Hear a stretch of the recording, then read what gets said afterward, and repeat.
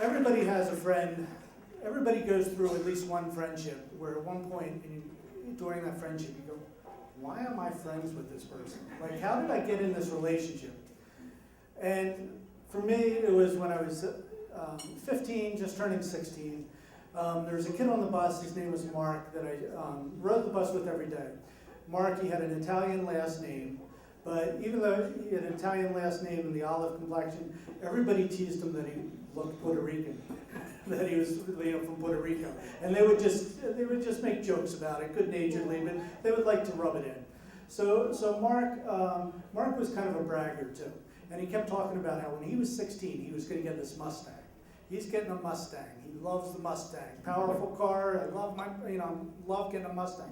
I'm getting a Mustang. And he'd say this on the bus all the time. And everybody's like, yeah, sure, whatever.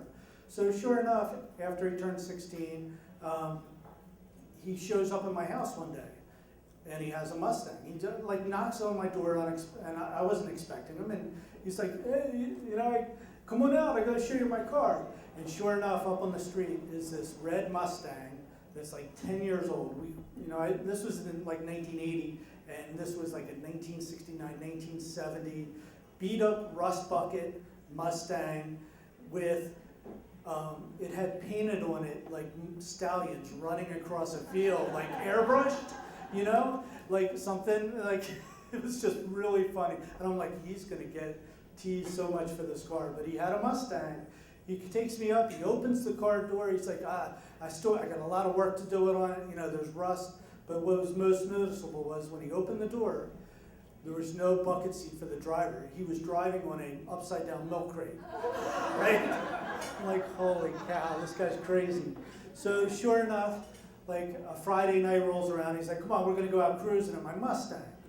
And he's got the bucket seat replaced and back in there.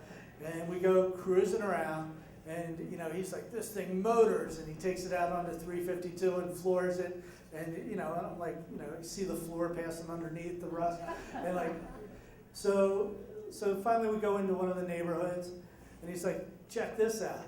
Pulls right onto somebody's front lawn, right, and just floors it and starts turfing, and we start doing like a donut. I'm like, dude, this is not cool, So, but we're laughing, and I'm like, oh, this is not good.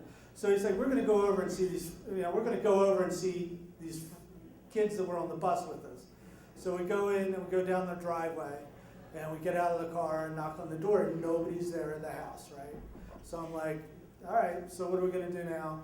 We get in the car, and instead of backing up and heading out, he floors it into their backyard.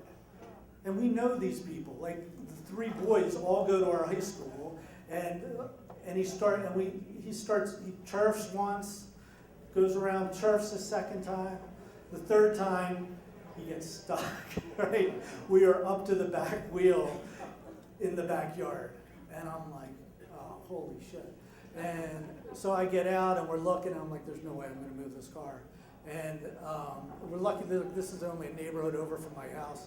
And we're like trying to get it out, and I'm like, we're doomed. You gotta call a tow truck.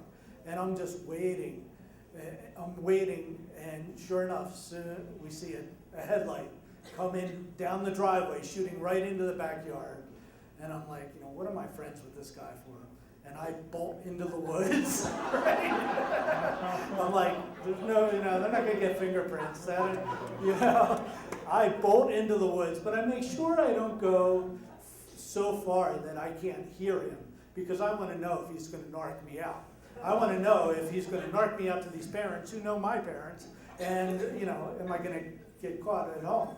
So sure enough, like the worst liar, he's like, the father, and they're like, what's going on back there? What, and the father comes back, and the guys are there, and he goes, well, what happened? How did you end up in the backyard? And they're like, we'd done 3 things of donuts, right? I mean, the whole backyard was turfed up. And he's just like, oh, well, I went to put it in reverse, but I had it in drive and ended up in the backyard. And I'm just like, but he didn't narc me out. And I walked home through the woods, and I gave up on that friendship. I realized my lesson. So that was teenage gigs. So, thanks.